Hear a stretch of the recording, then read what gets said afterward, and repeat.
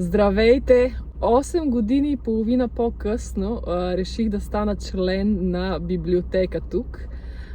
Понеже доста обичам да чета и обикновено си купувам книгите сама, но са доста скъпи, около 10 плюс евро. Отиваме заедно до библиотеката в Тала да видим какви са условията.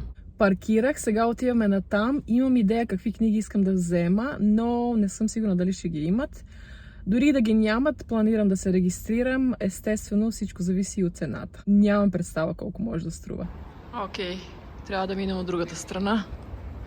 Не изглежда като че ли работи, но пише, че работи. Трябваше да обиколя една огромна сграда, за да дойда до тази страна, но на мен ми се струва, че не работи, а онлайн пише, че не работят само неделя и понеделник за Свети Патрик, но тук пише, че не работят от петък вече. Така че ще пробваме следващия път. Няколко дни по-късно е и ще дам втори шанс на библиотеката. Днеска е четвъртък, отивам след работа, би трябвало да работя до 8 часа. Току-що чух един много готин базик по радиото. Времето в Ирландия се подобрява. Как знаеш? Дъжда става по-топъл. Това е входа от горния етаж.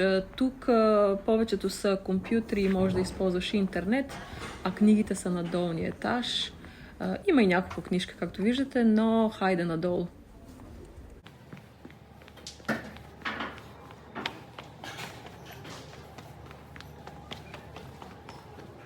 Книгите им тук са подредени под номера и под номер. Например, повечето от книгите, които мен ме интересуваха, бяха под номера 158.1 и тук, разбира се, са по азбучен ред.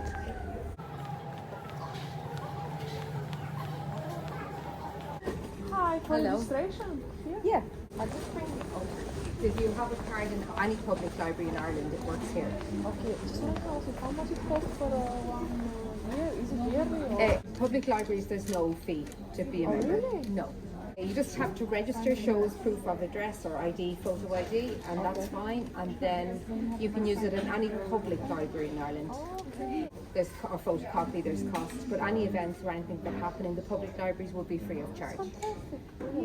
Yeah. I should come with Pop in your details and it'll give you a temp number and then just come back over and we'll issue the cards. Fantastic. Yeah, no problem.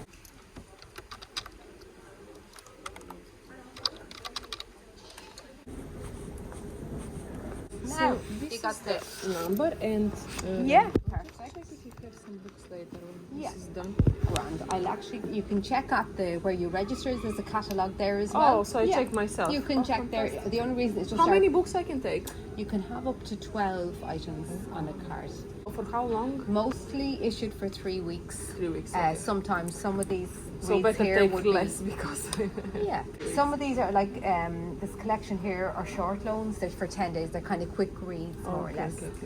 So just the books are by the letters and is in there anything general, like new or older or something? These are all kind of relatively new collection here. Yeah. They're not done by author surname. They're by cover color. Just kind of they're just a collection. Yeah. But in general, the fiction books are done by author surname. Oh, they are fictions, is it on that side? The first page are fiction. Oh, okay. And the next page over are non-fiction. For the fiction book, it'll just give the author surname, so you'll know where to go. Yeah. The non-fiction section is done by number. Fantastic. Some things go missing. They're not you so always where they much. should be. Yeah. And I'll get that card for you now. Hold on one second. Както почти всичко друго е на самообслужване тези дни, така и в библиотеката. Значи книгата си я намираш сам, чрез компютъра, както видяхте преди малко. Отиваш си до секцията, намираш си я и в секцията, взимаш си я и тук на този апарат си я сканираш. Първо сканираш картата си, естествено, от библиотеката и след това сканираш книгата и това е. Фактически въобще не трябва дори да видиш тази библиотекарката. Книгите могат да се резервират онлайн и ти дават някъде около 5 дни горе-долу да си я вземеш, ако е свободна.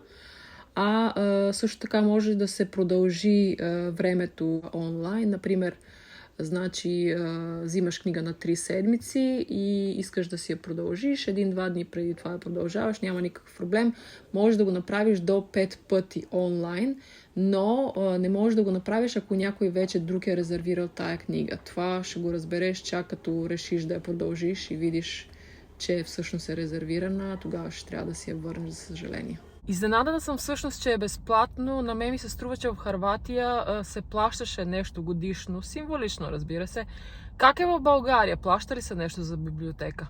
От книгите, които търсих, имаше само една. Но към май месец, значи до един месец, ще има още една или две от книгите, които исках да взема. Така че супер! Доста дълго не съм била в библиотека, сега всичко нещо е компютизирано, станало е доста по-лесен процеса. И така, надявам се видеото да ви е било интересно и до скоро виждане. Не забравяйте да коментирате, лайкате, ако ви е харесало и да се абонирате. Чао!